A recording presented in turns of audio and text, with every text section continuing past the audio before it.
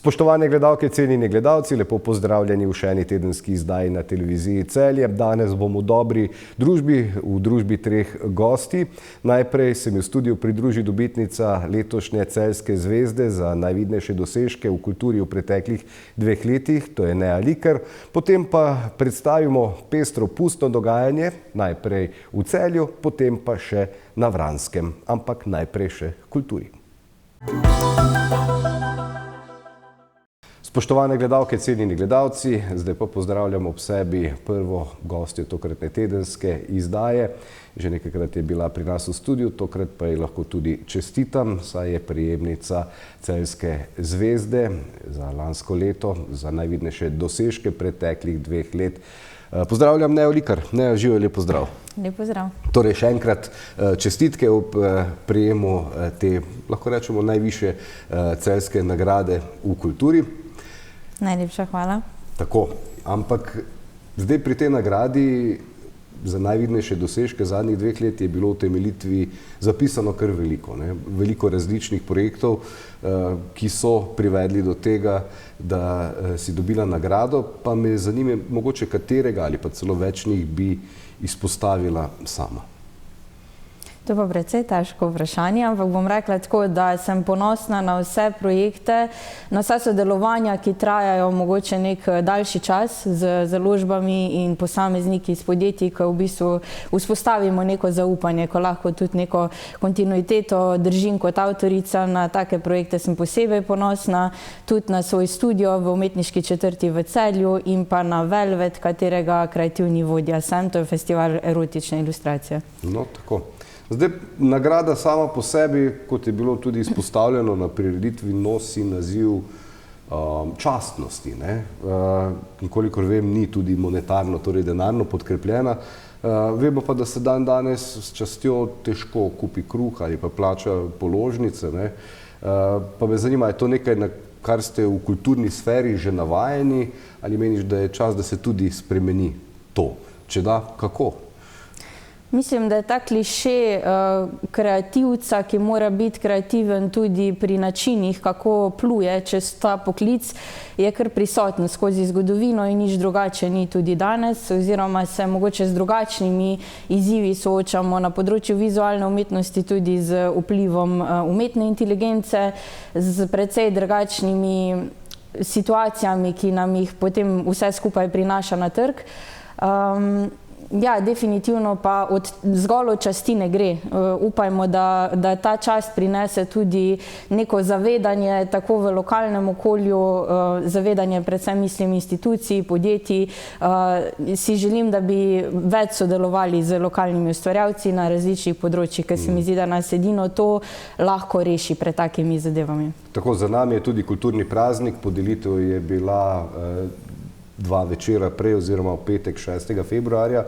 Ob kulturnem prazniku pa je tudi dobra priložnost, da recimo razni sindikati in organizacije, ki delujejo na področju kulture, izpostavijo težko pozicijo kulturnih delavcev.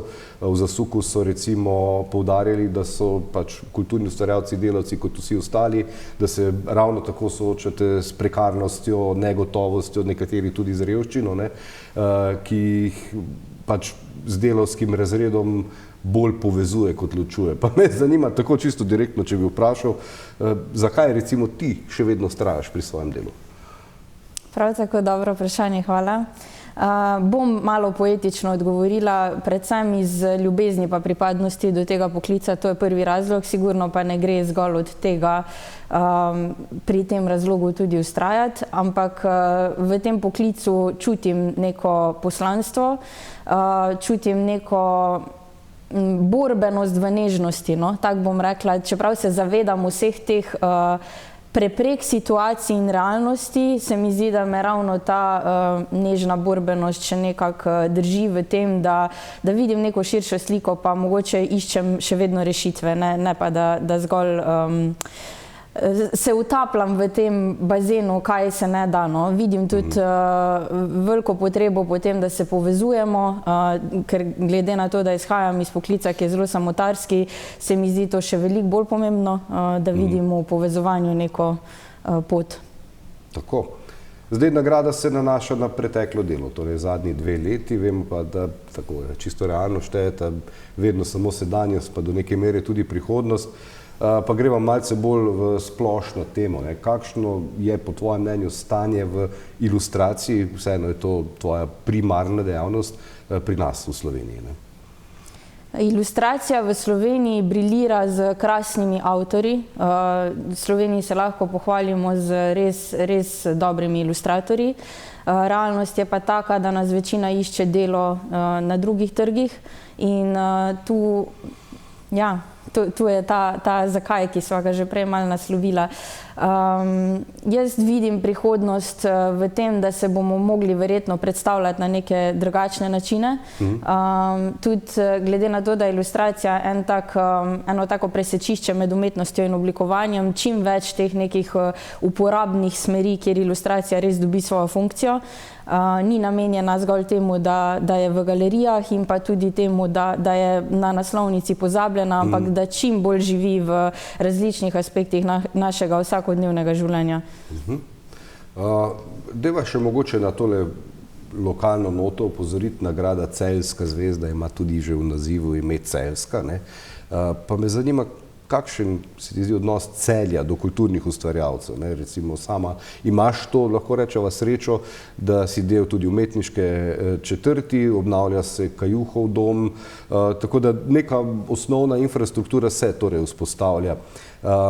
Pa se mislim mogoče, kaj pa recimo kakšni razpisi? Vemo, da se marsikateri kulturni ustvarjalci ste tudi odvisni, vsaj ne vi, ampak bolj projekti od razpisov. Pa me zanima, da predstavljava mogoče ljudem, ki mislijo, to dobivajo zdaj te razpise, pa te nevladniki, pa kulturniki to dobivajo velike denarce. Koliko sredstev avtorju dejansko ostane za nek avtorski honorar? Tako, na čisto konkretnem primeru, zdaj imaš nek projekt, dobiš neka razpisna sredstva, nihče še ni obogatel s tem, se mi zdi. Absolutno bom Vsaj ne pogledala lokalno, zadnji stavek. Mogoče ravno tu neko zmotno prepričanje. Veliko teh razpisov služi predvsem temu, da se projekti izvedejo. In honorar je tukaj na zadnjem mestu. Predvsem nam večini pomeni, da neka stvar zaživi, da ima sploh možnost predstavitve, neke javne izpostavitve, sploh če si tukaj že dogovorjen z galerijami, muzeji, z drugimi institucijami, je to neka zaveza, ki potem ti je še toliko bolj kot posamezniku, ustvarjalcu pomembno, da projekt dobi to neko realno mesto. In ja, to je realnost. Veliko naših honorarjev in našega načina dela je vezanega na razpise.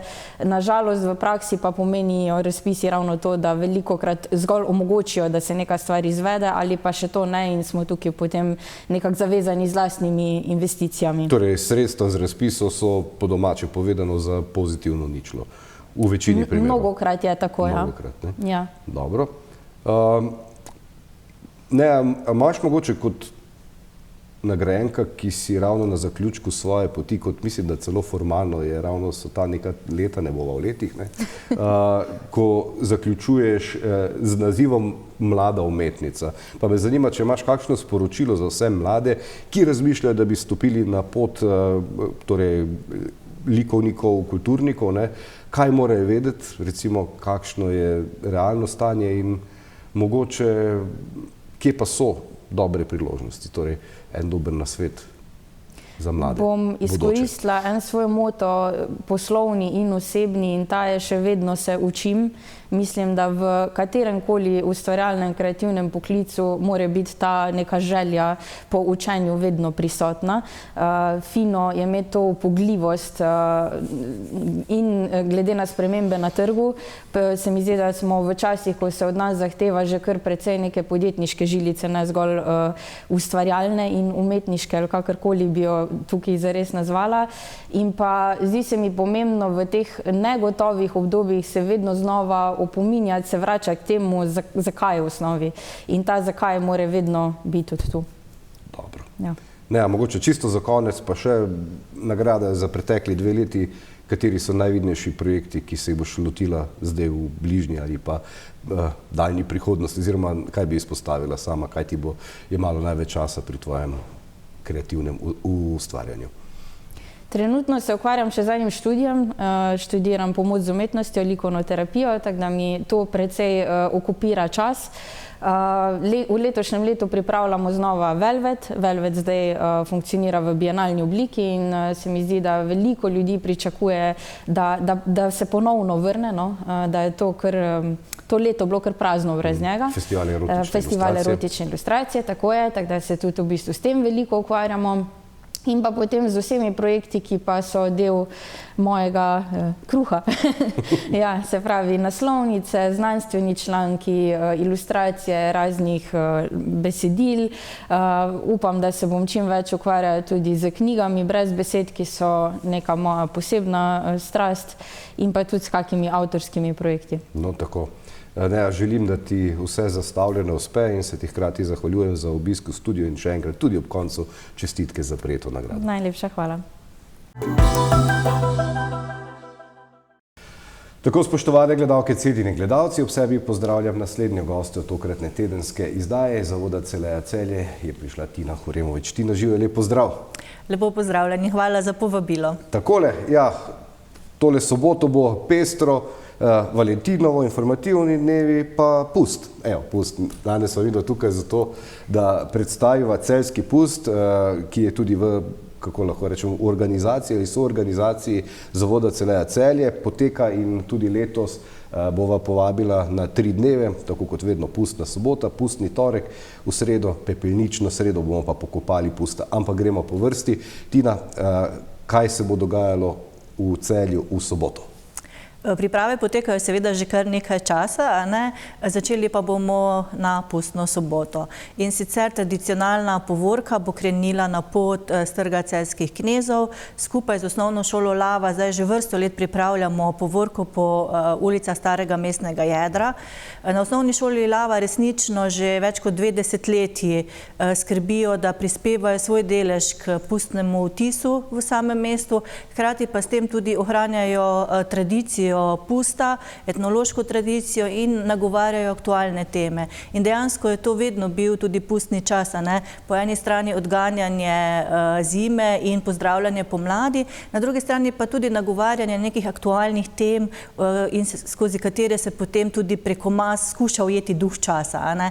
In na ta način delujejo tudi na osnovni šoli Lava, na kateri se kar nekaj tednov pripravljajo na sam pust, sami pripravljajo v razredih skupinske maske na določeno temo. Se pravi, tema je tudi letos Odganjamo zle duhove zime in kličemo pomlad, hkrati pa nek podnaslov, ki so ga dali Norčavost skozi glasbo in veselje. In v tem duhu se bodo tudi predstavili na povorki. Seveda pa so v povorko vabljeni tudi vsi ostali, vse maškare, skupinske, individualne, otroške, da pridejo in krenejo skupaj z nami izpred Narodnega doma po mestnih ulicah, vse tja do Krekovega trga, kjer bo sledilo pustno rajanje. Pripravljamo seveda zabavo z glasbenim gostom, to bo Dejan Dogaja in pa band. Skupaj s medijskim partnerjem hišo Radio Celje Novi tednik pripravljamo tudi nagradno igro Zlati krof, se pravi rajanje in pa seveda tudi ocenjevanje najboljših mask. Letos smo, lahko rečemo, kar veseli, da smo pripravili nagradni sklad 1000 evrov in to skupaj z mestnimi ponudniki, se pravi spet tistimi, ki delujejo v mestu, smo zbrali nagrade približno v polovici tega zneska, ostalo polovico pa bomo prispevali v Zavodu Celeja Celje in sicer z boni dobimo se v mestu. S tem ponovno nekako posredno potem podpiramo mestne ponudnike in nakupovanje v samem mestnem jedru. Nagradili bomo otroške, skupinsko in pa najbolj trajnostno masko in to bo seveda razglasitev potem tudi, kot rečeno, na Krekovem trgu. Nisem še omenila, da bo seveda na čelu povorke, ki bo krenila po mestu ob 10. uri, tudi pihalni orkester Celje, tako da bo glasno, šegavo, norčavo, seveda pa so verjetno kot se za pust spodobi, tako Celjanke in Celjani že opazili, da smo poskrbeli tudi za dekoracijo mesta, ki že ima to pustno podobo in dejansko lahko rečemo, rečemo, da pust čisto zares trka na vrata in bo prišel v soboto. Tako, in upajmo, da bo uspešno pregnal zimo. In če to ne uspete v soboto, lahko rečeva, da je popravni izpit za preganjalce zime še v torek, ne? Nadaljujemo v torek. Pustni torek je seveda tradicionalno dan, ko seveda ohranjamo še naprej to tradicijo. V samo mestno jedro bomo povabili v dopoldanskem času najmlajše, pripravljamo maksimalno zabavo, maksi zabavo za mini šege, skupaj z partnerji pripravljamo delavnice ob glasbi in rajanje. Potem bo sledilo tudi nekaj za nekoliko starejše otroke in mlade, ki preko Krekovega trga med drugim prihajajo in odhajajo tudi v šolo in domov, se pravi zabava z DJ-jem. Na voljo bo tudi 360-stopinjski video studio, tako da bo mogoče tudi kaj posneti in to objaviti na socialnih omrežjih. Ne bo pa seveda šlo brez obiska kurentov, ki prihajajo v mesto ob 16. uri. Tradicionalno nadaljujemo tudi z ocenjevanjem mestnih ponudnikov, se pravi gostinskih lokalov, trgovin, in posebna komisija se bo sprehodila po mestnem jedru, pogledala, kako so mestni ponudniki letos se odzvali na povabilo, da okrasijo tako svoje izložbe, kot tudi notranji interier, zaposlene in kakšna je tudi sama ta pustna ponudba. In vse to bodo ocenjevali tudi na podlagi različnih kriterijev, od ta nek etnološka vrednost, umetniška vrednost, trajnost, uporaba različnih materialov, in na podlagi tega bomo spet razglasili 3 najboljše. Nagrade pa so v obliki oglaševanja, se pravi, najboljši bodo dobili za nagrado oglaševanje na lokalni radijski postaji in pa tudi na teh oglasnih površinah, ki jih ima mestna občina Celje. Tako. Mogoče še eno tradicijo, ki mislim, da pa ni toliko stara, praznovanje tudi v sredo. Pepelnična sreda, tudi v sredo se bo dogajalo. Ja, v sredo rečemo, da pokopljemo pusta, in to je sicer že kar, je to znano tudi kot neka tradicija, da potem se pa res na pepelnično sredo zadeva zaključi, in tako bomo tudi mi na Krekovem trgu skupaj z Kulturno-umetniškim društvom Svoboda za grad pokopali pusta in se od njega za leto dni poslovili. Tako. Potem pa se začne predvelikonočno obdobje in potem velikonočni čas, ko pa mislim, da se bova, če ne prej, Tina zopet takole družila in predstavila pestro dogajanje v Celju. Hvala za obisk. Vse še enkrat samo povabiva, torej ali v soboto ali v torek, lahko pridete pa tudi samo na pokop pusta v sredo. Zabavno bo, pestro bo, upamo, da vreme zdrži, mogoče še to, v vsakem primeru bodo dogajanje pripravljeno. Tako, dogajanje bo, če bo pa res slabo vreme, ga bomo pa seveda ustrezno prilagodili. Tako. Tina, hvala za obisk v studiu. Hvala in lep pozdrav do naslednjič.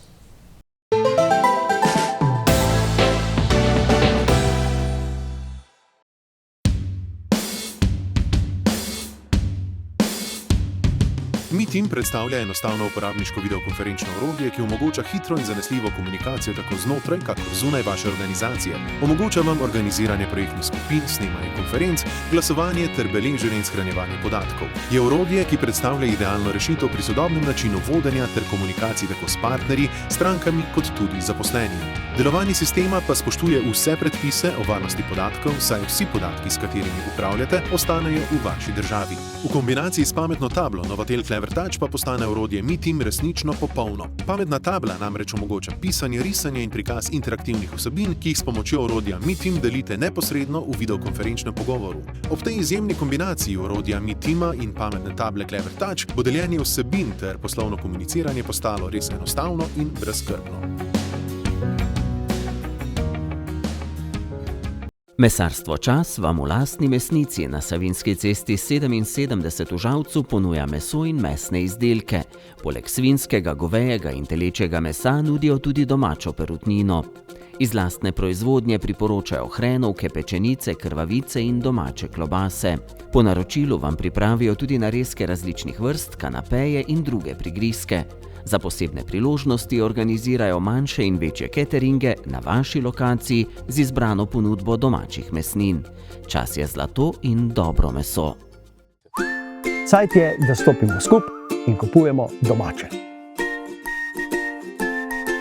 trgovine, joge! Kavarna Slaščičarna in restauracija Cankarjeva vabi v mestno središče.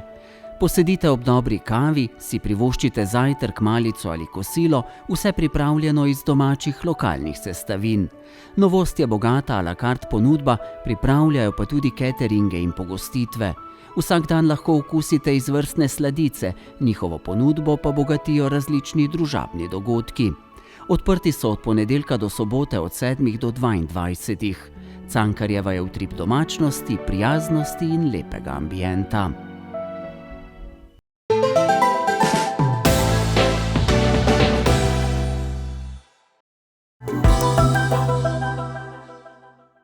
Tako ob sebi pa pozdravljam naslednjo gostjo tokratne tedenske izdaje. Po predstavitvi Pusta na Celjskem gremo pa na Vransko, kjer bo letos že 69. tradicionalni pustni karneval skupaj z Ksenijo Koprivšek iz Zavoda za kulturo, turizem in šport Vransko ga predstavijo. Ampak Ksenija, najprej živijo, lep pozdrav. Ja, en lep dober dan, hvala za povabilo. Ja, kot sem omenil, 69 let, verjetno bo drugo leto še posebej pestro, ampak na Vranskem je poleg pusta tradicija tudi otvoritev pustnega karnevala, ki ni mogoče takšna, kot so ljudje navajeni kje drugod. Na Vranskem imate svoje tradicije in eden izmed pomembnejših dogodkov kot uvod v tole pustno dogajanje se je že zgodil, pa bi ga Ksenija mogoče kar predstaviti za tiste, ki ne vedo, o čem govorimo in kaj se je letos dogajalo. Res je, tako je. Pri nas na Vranskem sta v pustnem času tradicionalna dva velika dogodka. Eden od teh se je zgodil na naš kulturni praznik 8. februarja in to je prevzem pustne oblasti. Takrat naši liki, bom rekla, zelo znani karnevalski liki, generali, vranari prevzamejo oblast nad našim krajem in županja je 8. februarja častno podelila oziroma predala ključ blagajne našim generalom, ki so v tem tednu zavladali in seveda postavili svoja pravila. No, ob tem dogodku moram izpostaviti, da ni ta dogodek znan samo za nas Vranšane, ampak tudi za svetovne medije, ker smo imeli zelo visoke obiske. Obiskal nas je ruski predsednik Vladimir Putin, Donald Trump z prvo damo Melanijo in pa seveda naš predsednik vlade, gospod Robert Golob za svojo soprogo Tino Gaber Golob. S pomočjo Donalda Trumpa so izvedli humoristično ugrabitev samega Roberta Goloba in pa Tine Gaber. Vse je potekalo na zelo humorističen način. Tina Gaber je ves čas snemala ugrabitev za svoja socialna omrežja, medtem ko je Robert Golob še zmeraj nagovarjal občinstvo in jim delil bombončke. No, tako da zadovoljen je bil tudi Donald Trump in rekel našim generalom, da niso zavzeli samo vransko oblast, ampak so zavladali kar celotni Sloveniji. Aha, tako. Okay. Tako.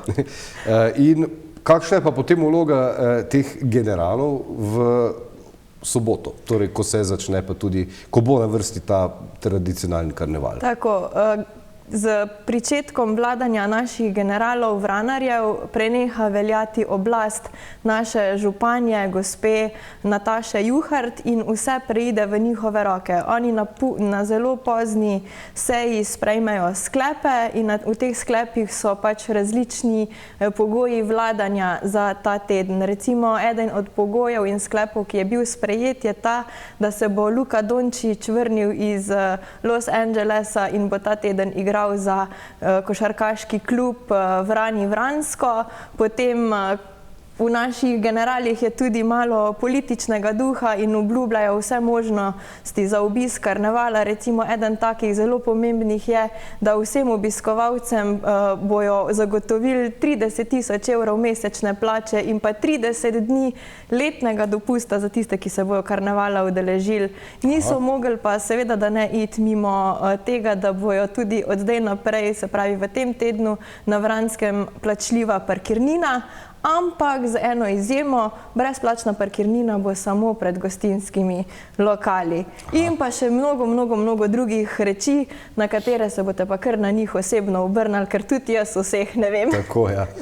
Povejte, Kako pa potem izgleda ta pustni karneval za vse ostale? Torej, kaj se bo v soboto se dogajalo? Tako, osrednji dogodek pa je naš že 69. tradicionalni pustni karneval na Vranskem, ki se začne točno ob 14. uri in 69 sekundah na trgu Vranskega. Takrat se v bistvu odvije po trgu Vranskega gromozanska kolona različnih pustnih mask. Vsako leto pa tradicionalno sodeluje tudi šola in vrtec Vransko, vsi učitelji, vzgojitelji in pa učenci, prav tako godba, Prebold, naši generali in pa prijatelji iz Vira. Seveda pa moram na tem mestu poudariti, da vse sodelujoče maske v našem pustnem karnevalu, tako posamezniki kot skupine, so bogato denarno nagrajeni in tudi praktične nagrade imamo pripravljene za njih. Po v bistvu sami povorki jih pa čaka tudi pogostitev. Tako da vsi tisti, ki bi radi sodelovali na našem pustnem karnevalu kot posamezniki ali skupine, jih na tem mestu vljudno vabim, da se še zmeraj lahko prijavijo na našem e-naslovu Zavoda za kulturo, turizem in šport ali pa nas spremljajo kar po naših socialnih omrežjih, Facebooku in pa Instagramu. Po karnevalu, se pravi po povorki, pa letos ne gremo domov, ampak gremo direktno pod šotor, kjer nas čaka živa glasba z ansamblom Pikasi in res žur do večernih ur. Tako da bo pestro tudi letos. Res je. S tem pa se tudi zaključi dogajanje, samo sobota je. Tako, pri nas je glavna pač tale pustna sobota 14. februarja ob 14. uri. Tako, vabljeni vsi takrat na Vransko, prijavite se lahko tudi že prej. Mogoče čisto za konec, Ksenija, pa kot sem omenil, drugo leto bo okrogla, so kakšne priprave že mogoče zdaj? Ja, res je. Ob tem gre tudi velika zahvala našemu upokojenemu generalu majoru gospod Vlado Rančegaj, ki je pred 69 leti pripeljal pust na Vransko, na katerega smo Vrančani zelo ponosni. Letos je praznoval svoj 89. rojstni dan, tako da ni samo za nas okrogla, ampak tudi za tega, ki je ustvaril ta dogodek na Vranskem. Tako da se zelo veselimo okroglih obletnic na Vranskem. Ampak do takrat je še skoraj leto dni. Vabljeni vsi raje še najprej na 69. tradicionalni pustni karneval. Ksenija, naj uspe tako, kot ste si zamislili, in hvala za obisk. Najlepša hvala za povabilo. Hvala. Tako, to je bila še ena tedenska izdaja. Hvala lepa za vašo pozornost. Ob koncu vas povabim samo še spremljanju naslednje prihodnji teden. Do takrat pa lep pozdrav in srečno.